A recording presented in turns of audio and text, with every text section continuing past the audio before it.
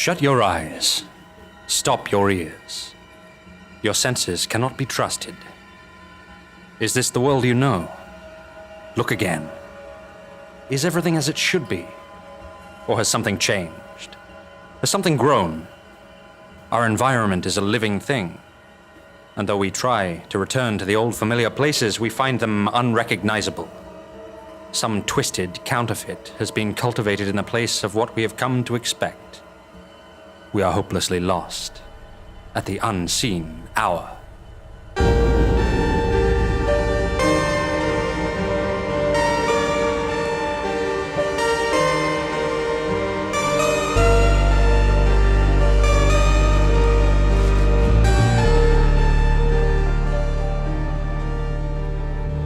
We begin our story as one Rufus Strideforth, clerk, 4th class, neatly packaged in Harris tweed, barrels his way through the labyrinthine corridors of the Office for the Obtainment, Evaluation, and Elimination of Out-of-the-Ordinary Objects.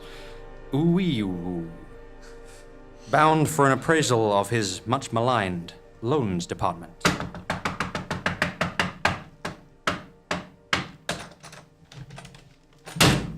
Oh, Mr. Strideforth. You poor, delightful brute. Hello. Hello there, Mr. Scraffleguts. Good morning. Oh, blimey. Hello. Yes. Hello. Good morning.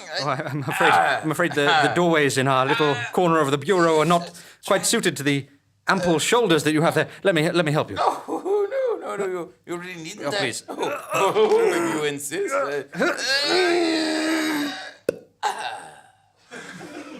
Yes, thank you. Damn these manly shoulders. You're always so kind to me, Scraffleguts. No.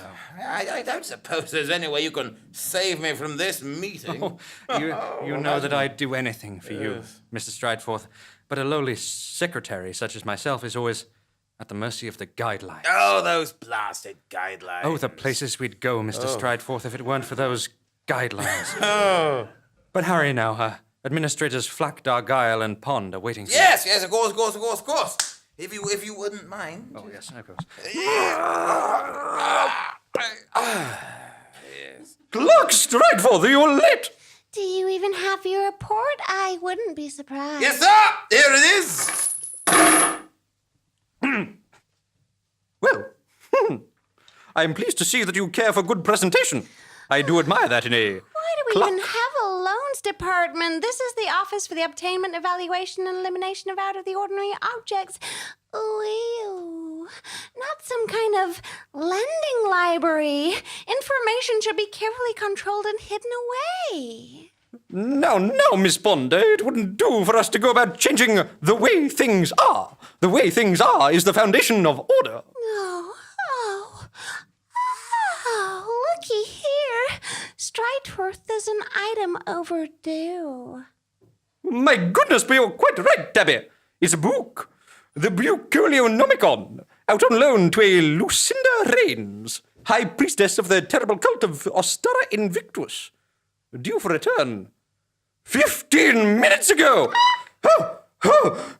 What is the meaning of this, Clerk Strideforth? Golly, I suppose I could go have a poke around. Oh, you are stupid. Isn't he stupid? He's such a stupid. Everyone knows that terrible cult of Ostara Invictus is one of the most vicious, despicable, Disorganized. deadly groups of cutthroat doomstrade zealots known to man. Don't even think about going near them. They'll strip the flesh from your bones and use it as fertilizer for their fields. And a very fine crop they'd get from such a voluminous body mass. This is a very serious oversight, Mr. Strideforth. There will be consequences, reprimands, severe reprimands. Hand over your badge and your rubber stamps. Oh, no! Well, is that the time? I must get out of this. Company watch, hand it over. Oh, no! Well, I should probably toddle along anyway. Company shoes. Oh, no! Well, I'll keep my mouth shut from now on. Company teeth. Damn! Oh, well, there's somewhere. Wait, hang on. Oh, well, hang on. No, I'll get them out for you. Oh, very painful! Very good. Some very swift dentistry there. Yes, we improvised through that. Yes, Didn't we? very good. Very Well, good. there will be further reprimands. Wait here, as we consult with our superiors and devise further punishments. You stupid. Not a stupid. Yes, you're a stupid.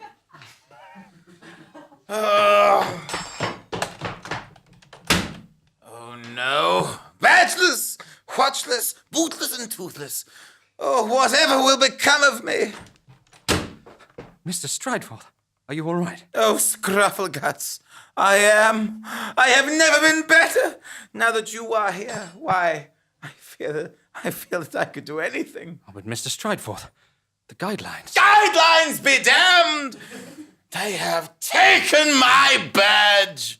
It seems they've also removed some of your teeth, rendering you slightly less attractive. But please do go on. I will retrieve this overdue book, this Bucolionomicon, from the hands of the hideous death cult of Ostara Invictus. If you will only say that you feel for me as I feel for you.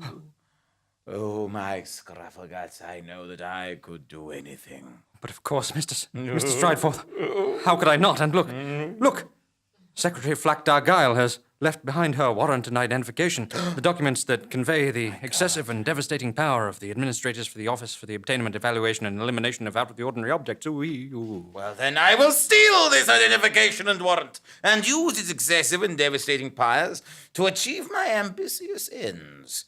Let's go at once, Mr. Scruffleguts! Wait! Before we go, my love, with my newfound freedom, I will satisfy my curiosity by eavesdropping at the door of one of these top-secret bureau interview rooms. Let us listen! It all started with my trying to do something from the goodness of my heart. Every time I go into my local Marx's, I buy a little something for the Harvest Festival. Nothing fancy, just essentials really. A little tin of minestrone, a Percy pig, just for fun. It's just my little way of giving something back. I only do it in Marx's when I'm doing a big shop, not when I'm getting my bits from Waitrose. I'm not made of money. But it mounts up, it really does. And before you know it, poof! You've filled the back of your Nissan Micra and you've nearly caused a major pile-up on the M60 because there's a Colin the Caterpillar under your clutch. I tried to make a joke with the AA man about how every little helps, but he told me rather sourly that's Tesco, not Marks and Spencer. Still, every little does help. I like to do my bit as a Christian. Originally, we joined St. Stephen's to get the kids into the school, on your knees, avoid the fees.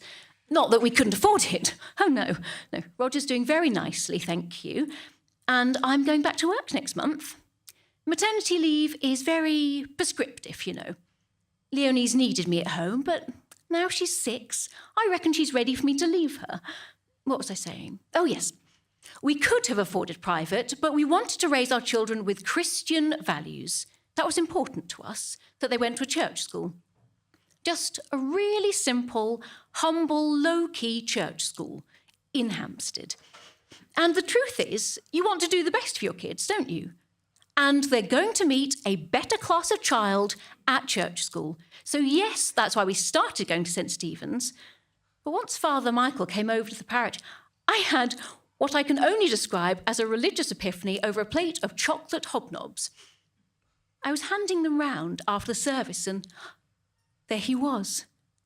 He took the time, you see, to find out more about me. He really listens. Everyone loves him, but him and me, our connection is special. He notices me. So, one year, I waddle into St. Stephen's, laden down with my tins and my pigs, and we did laugh. Look, says Father Michael, it's the goddess of the harvest. Oh, we just fell about, we really did. But then June leans in, and I reeled back. I always do. Learn how to floss June. And out she comes with it.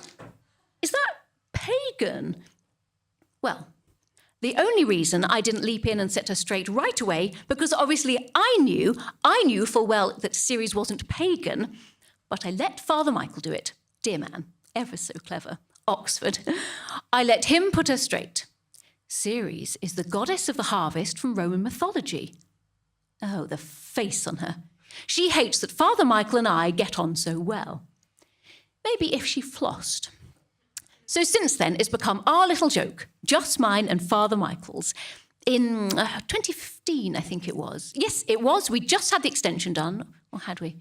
No, I tell a lie, but the planning was in.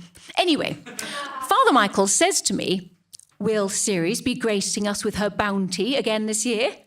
So I threw out everything I'd collected up to that point, went to Costco and bought 5 pallets of bounty bars. Or last year, I thought it would be fun and actually very useful to send cereal bars to Syria because, well, Ceres, cereal, and I thought those poor little Syrian refugees ought to have something, and cereal bars are really very handy to have when you're on the move.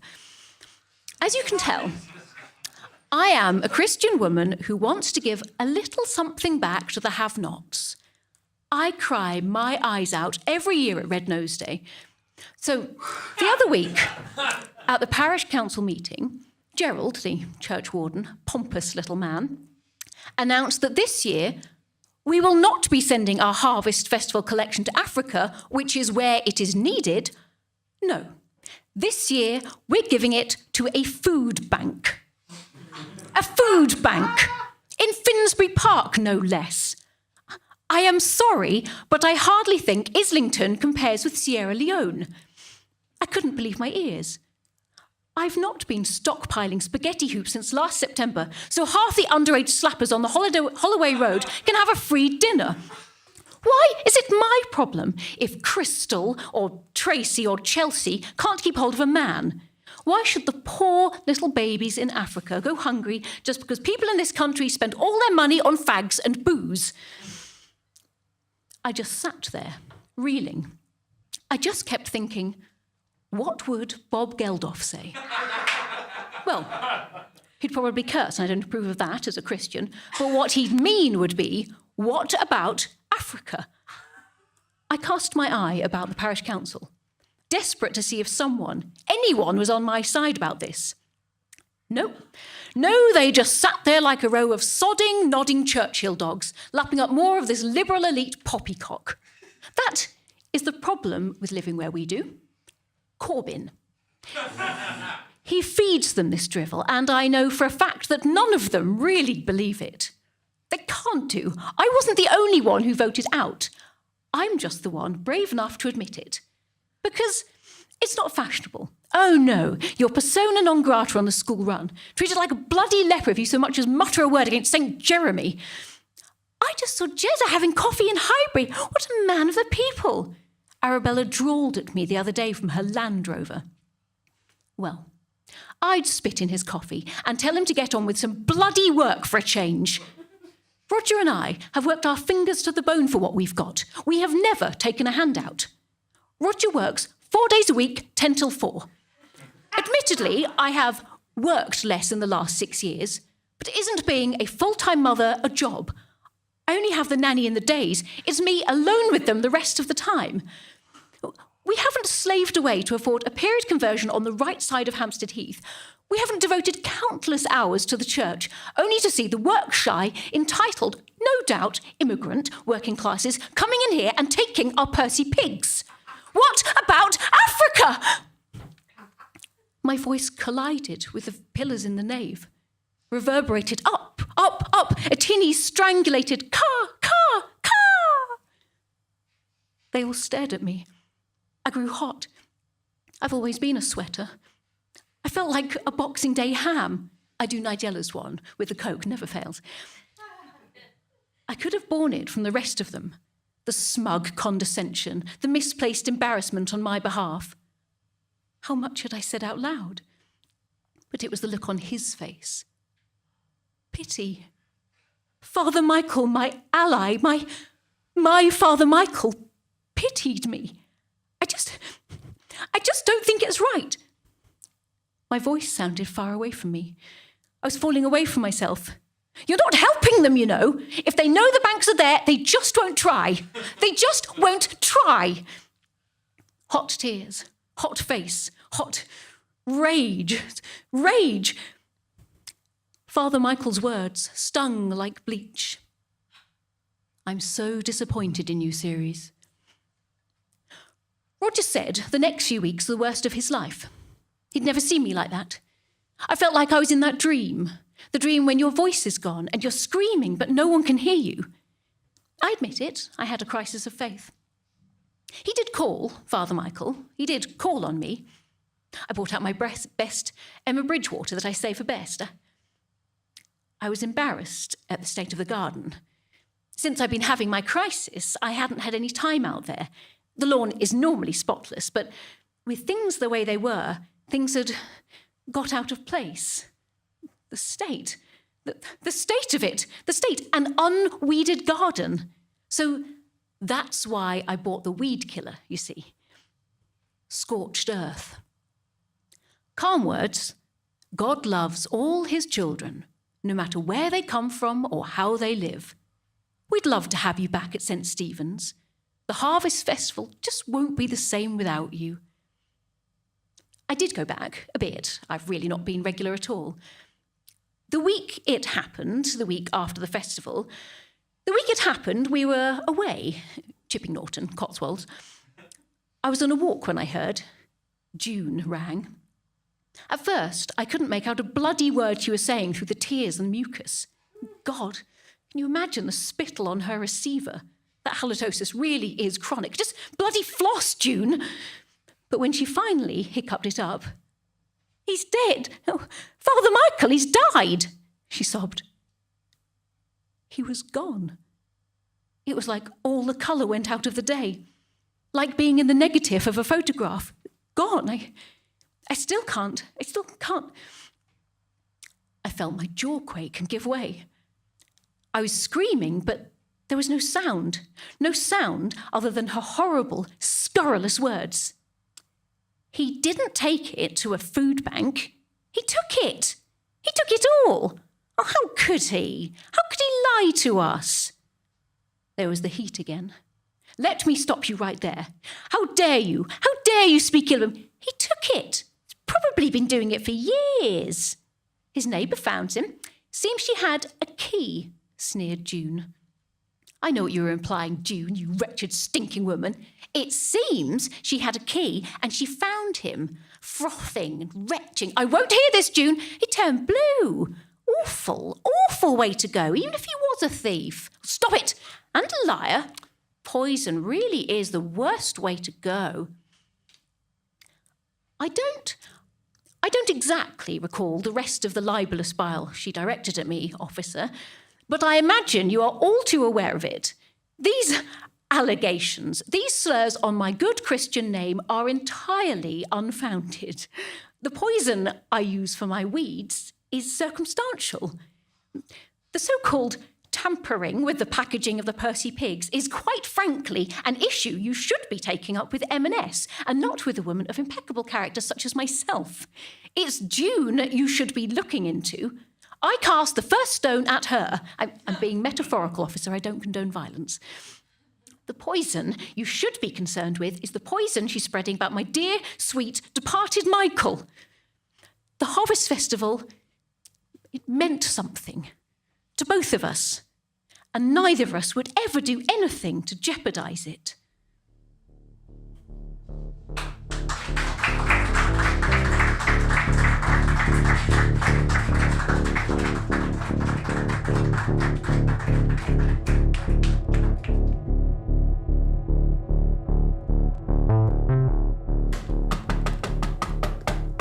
I demand to be admitted. The terrible cult of Ostara Invictus has crossed the wrong clerk fourth class. Who's that banging on our door? You heard me? I shall break it down if I have to. Wha is the high priestess of the terrible cult of Ostara Invictus. I have come for you, Lucinda Rain. No need to yell the house down. Come in, my dears. Where is she? Where are they? Where is it? Well, this does seem familiar. Have we all been here before? I've never heard of it. But the man's Barbary Diamond Gem. Very likely, Colonel. I mean, that can be taken for granted, obviously, but what about that door there? The kitchen. Damn. That rather mundane explanation does explain it all. I imagine he's telling the truth. It is the kitchen. Oh, this is a dead end. Oh, failure! Oh, all my ambitions, all my hopes, all my dreams, all come to naught. What will we do now, Mr. Strideforth? Labor exchange? Sauna? So, trying to sneak in the church, are we? Who said that? I see no one but this large chicken. Yes, indeed. Talking chicken and proud of it. That's what happens when the terrible cult of Ostara Invictus attempts a ritual sacrifice with the proper planets in the proper alignment. Previously a human woman, now transmigrated into the body of this chicken. How about that? Did you say the terrible cult of Ostara Invictus? Steady? Did you say that? I did! But is it here? Yes! Oh. I'll just put down this prop that I suddenly got in my hand. No, I don't know why that chicken Yes! is holding those things. You were cleverly misled by that pair of scruffy has-beens into believing that it was not. But the truth is that the supposed kitchen door is in fact the immense oaken and iron-girded church door of the terrible cult itself. But how in the world will we get inside of it? I have discovered in my short time as a large chicken the useful misdirection properties as well as the deep pleasure of pecking and pecking at things that ought not or get pecked at. Yes. Yes, I had noticed the distress you are putting upon my shirt cuffs. Had they not been of the sturdiest of tweeds, I am sure they would have been utterly destroyed by this time. Now to direct my attentions towards the dishevelled duo who guard this incongruously large door. No, you devil, get off. This is my best dusty old coat. Gosh it! It's after my sandwiches! No! Not for you! Quickly, Rufus, while the chicken's at them. Get away! Oi!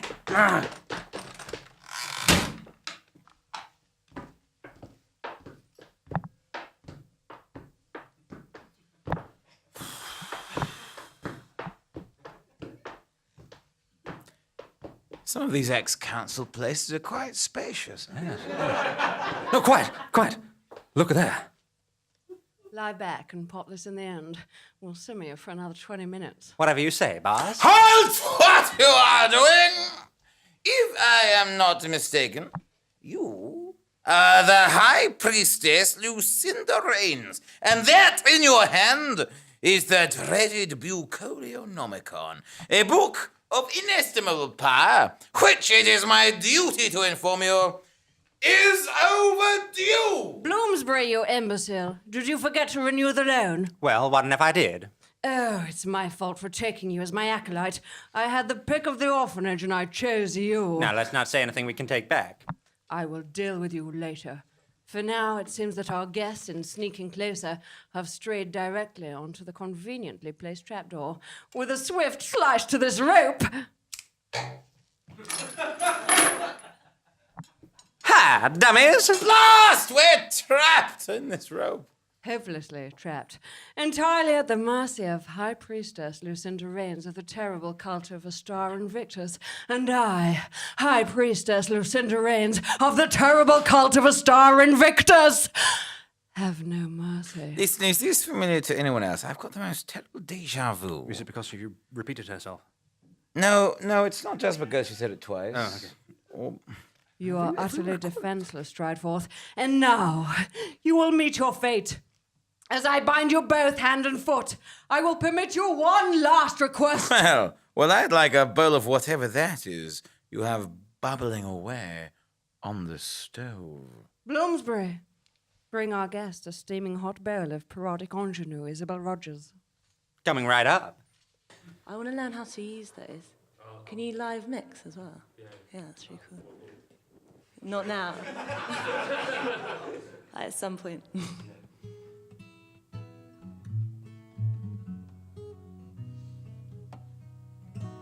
Okay. I'm gonna sing now. Nina woke up one morning and realized she'd forgotten how to dream. She'd been told at 23, you're too old to be in movies, start filling out CVs. Now she looks forward to Fridays and goes out for Sunday brunch, and her friends discuss their boyfriends while the single ones say, oh my god, what if I get to 30 and I'm like not even married? And they say, babe, just go on dates, like every day if you have to. A few years before, she would have heard that as white noise. Her work lit up, her face should be dismissive of the boys. Now she keeps checking her phone for messages and texts, and browsing photos of her ex. Right-click thinking, fuck, oh fuck. I gave it all up, and now I'm sitting here just hating everybody else. 'Cause I forgot myself.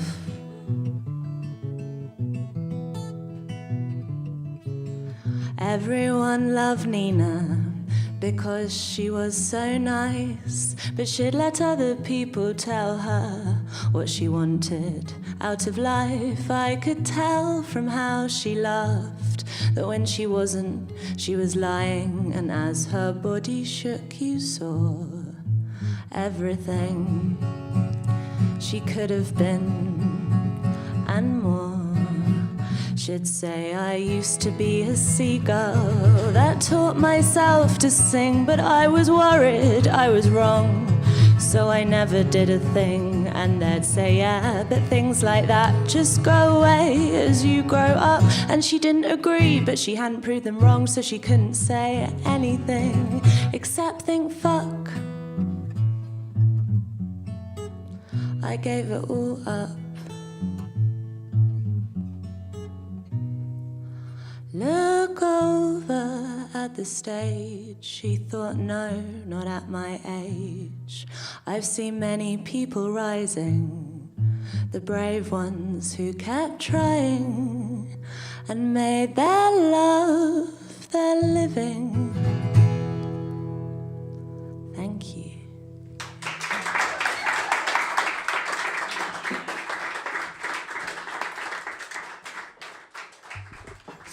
Strideforth, Mr. Scruffleguts, the terrible genius and power of the Bucolianomicon.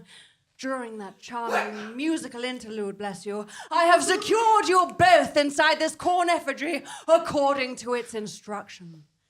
Meanwhile, with measurements from the book, my minion, Miss Bloomsbury, has positioned the talisman of fertility, a rather saucy-looking mystical artifact, on a pole of a very specific length. Oh, specific or close enough.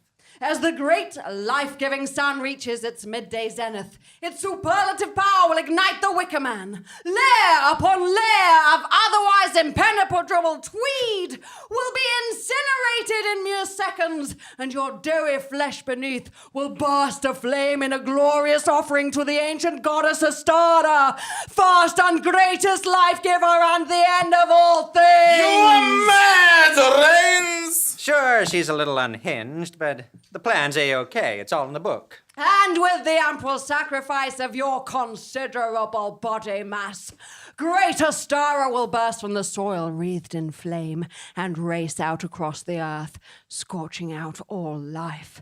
The globe will return to its original fertile state, a blank slate. Well, that does sound a little mad. Release me, Bloomsbury, and help me to stop this maniac. No chance.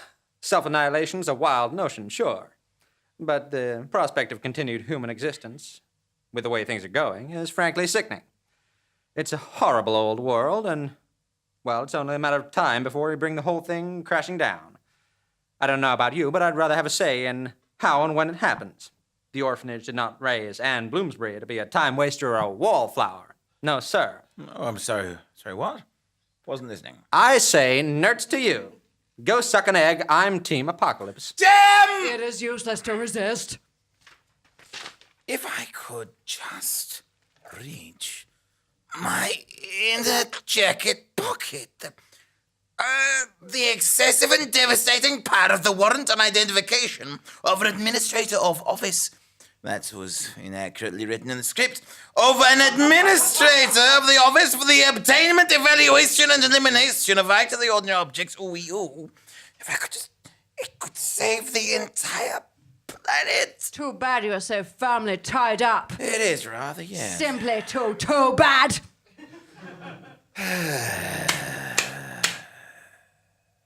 Rufus, you're strapping... strapping? You're awfully strapping. Oh, good. Thank you. So strapping, in fact, yeah. that with the intake of your lungs, you're snapping the ropes. They're no match for your barrel chest. Great heavens, you're right, eventually. If I were to take one deep breath... I'm free! Blast your manly chest! Not today, Rains! I hereby reclaim this overdue book, this Bucolionomicon. It's hard to say, isn't it? Helionomicon is what I was going to say. But no, that's not this episode. The Bucolionomicon is an ancient and powerful artifact. It belongs in a unmarked wooden crate deep in the dark recesses of an endless warehouse amongst innumerable identical unmarked wooden crates. Behold the administrative identification warrant. No! Ah, shucks. Yes! Come on, for my authority!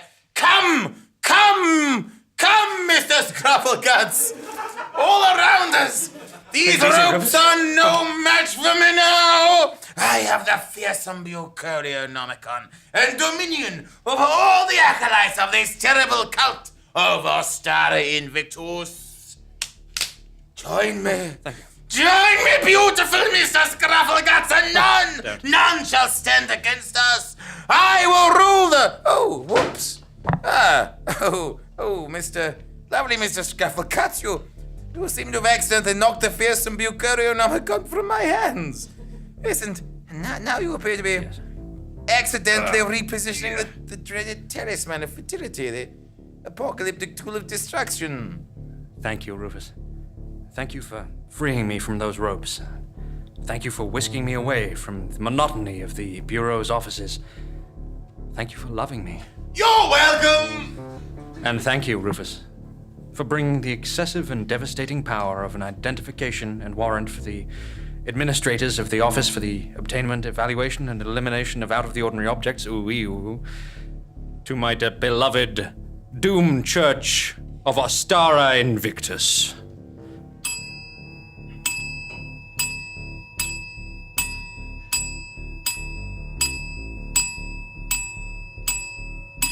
Oh my God. It's noon!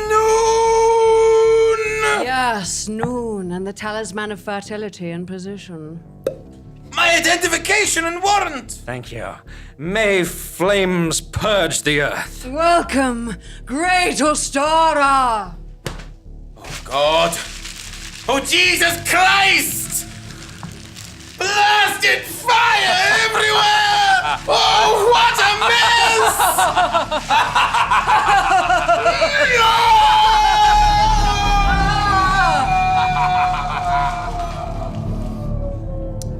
And so we leave our friends, as they are consumed in flames, and the earth is scorched clean, and all life is at once set aflame and extinguished, leaving only fertile soil from which new life will one day rise.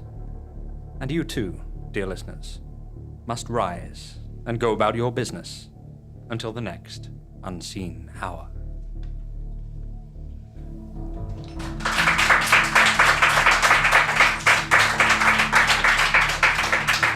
We hope you enjoyed the Unseen Hour episode 20, The Terrible Cult of Ostara Invictus. The Unseen Hour is recorded live on the first Wednesday of every month at the Rosemary Branch Theatre, courtesy of Unattended Items. Join us next month to see the unseen. It was performed by the fertile talents of Brice, Stratford, Joey Timmins, and James Carney, and featured a monologue written by Holly Morgan and performed by Alexa Brown. The musical guest was Isobel Rogers. Theme music by The Unrecorded. The Unseen Hour is an Unseen Things production, created, written, and produced by James Carney. And the podcast is produced, agriculturally, by Andy Goddard. We want to grow our audience. You can fertilize the internet with a rating and a review on iTunes or your podcast app, and by telling everyone, everywhere, everyone about the show. We all look forward to seeing you here again at the Unseen Hour.